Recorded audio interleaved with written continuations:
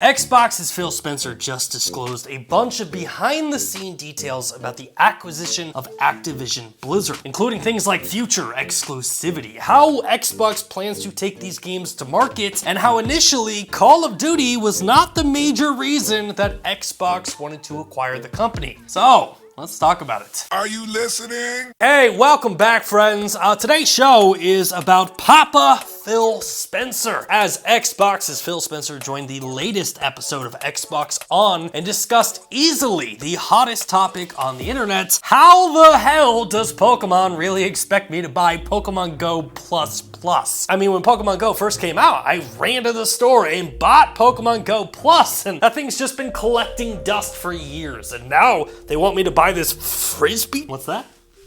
That's not what Phil Spencer was talking about? Stick to the teleprompter.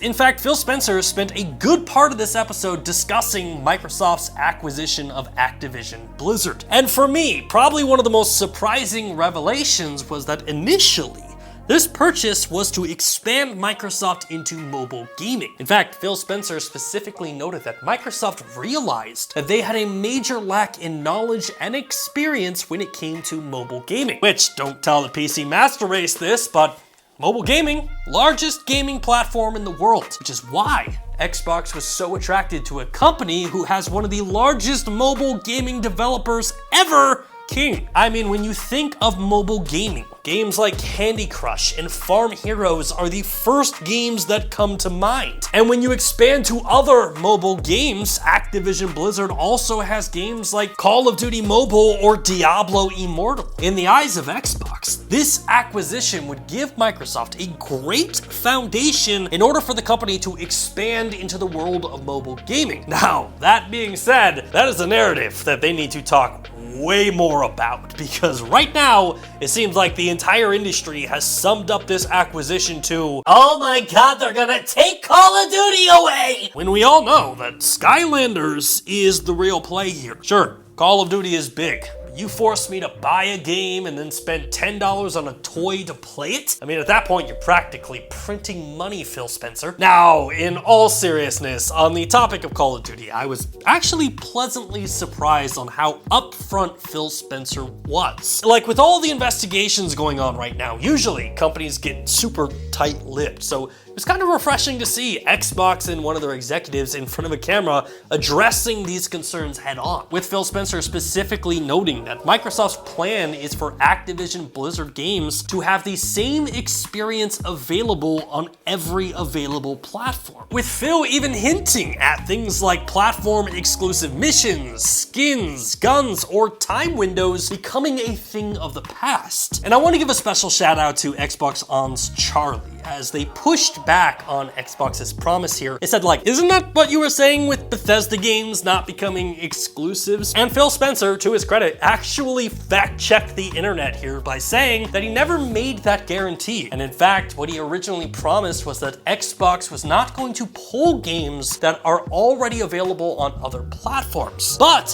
where exclusivity makes sense for Xbox, it will happen. Which I had to fact-check that one and look up the original video, and sure enough, Phil was right. So obviously I can't sit here and say every Bethesda game is exclusive, because we know that's not true. There's contractual obligations that we're gonna see through, as we always do in every one of these instances. We have games that exist on other platforms, and we're gonna go support those games on the platforms they're on. There's communities of players, we love those communities, and we'll continue to invest in them. And even in the future, there might be things that have either contractual things or legacy on different platforms that we'll go do. But if we're an Xbox customer, the thing I want you to know is this is about delivering great exclusive games for you that ship on platforms where Gamepass exists. And that's our goal. That's why we're doing this. That's the root of this partnership that we're building, and the creative capability we will be able to bring to market for our Xbox customers is going to be the best it's ever been for Xbox after we're done here. Now, I will point out that, in my opinion, this is kind of where this wishy-washy statement is cool, but it also leaves an open door to future exclusivity. And while Xbox doesn't have plans to remove games like Call of Duty from PlayStation and make it an Xbox exclusive, there is a potential where future Activision games likely are going to be exclusive to Xbox's ecosystem, i.e. be consoles, PC, mobile devices, Gamepass, or even via the cloud. I mean, in this interview, Phil Spencer even said that there will always be platform exclusives, but Microsoft as a company is moving towards ensuring that they reach as many players as possible wherever they want to play. It was a very interesting interview, and please don't take my word for it. Go check it out yourself. Xbox On, fantastic channel. Hit the subscribe button over there as well. And I guess where this kind of leaves me is like, if a Microsoft-owned Activision Blizzard just remains status quo for the next 10 years, that's fine by me. And if Xbox owning Activision leads to more cool, new mobile games, I mean, hey, that's a double win. But if Phil Spencer personally announces a brand new Skylanders video game at E3 this year, well, I will have to get a tattoo of Phil Spencer riding Spyro the Dragon tattooed somewhere on my body. Second thought, that could actually happen. Can we cut that from the video?